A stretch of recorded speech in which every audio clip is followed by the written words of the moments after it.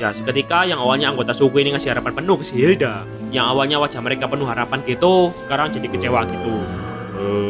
Di saat itu mereka ini langsung nyalain si Hilda. Wes Hilda ini langsung di roasting, dihina, diviralin, digoreng, di cancel. Wes kosong lah Hilda ini.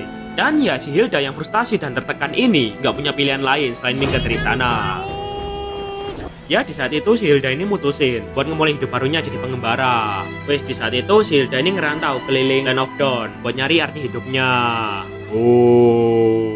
Sama turung blok. Nah, selama bertahun-tahun, si Hilda ini kerja serabutan. Wes jadi tentara bayaran, urus subab, jadi tukang pukul, urus subab, angkat-angkat barang, urus subab, wes sembarang kalir lah. Dan kehidupannya yang keras itu ngebikin si Hilda ini tumbuh jadi lebih kuat dan sigma. Anjay. Nah, lalu pada suatu ketika, pas si Hilda ini lagi ngerantau, nggak tahu kemana ya, wis bola. Dia ini ngelihat ada seorang budak yang lagi disiksa sama majikannya. Ya mete. Dan ya sebagai wanita yang baik, kuat dan sigma, si Hilda ini pun langsung nolongin budak itu.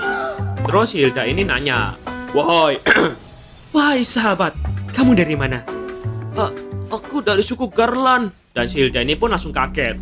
What the hell? Nah, si budak yang ngeh kalau si Hilda ini juga dari suku Garland. Dia ini langsung curhat tentang kondisi suku Garland sekarang.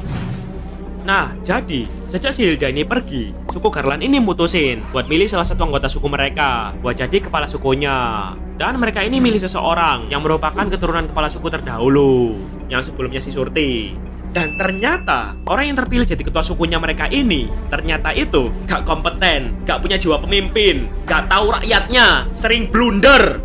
Santai. Dan malah ngebikin suku Garland ini makin terpuruk. Wes gak layak banget jadi pemimpin lah. Kayak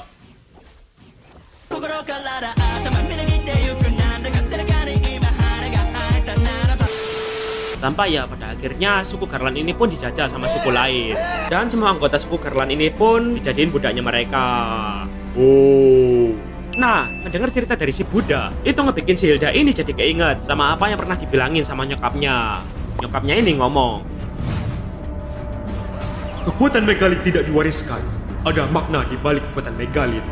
Kekuatan megalit adalah ketika seorang memiliki hati yang tangguh dan kuat bagaikan batu." Anjay.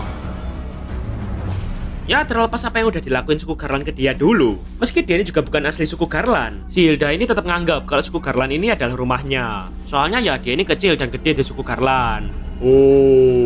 Akhirnya ya di saat itu si Hilda ini langsung OTW balik ke Megalit Wasteland. Dan di sana dengan gampang si Hilda ini langsung ngebantai suku yang ngejajah dan nyelamatin suku Garland dari perbudakan. Anjay. Isi dek. Ya di saat itu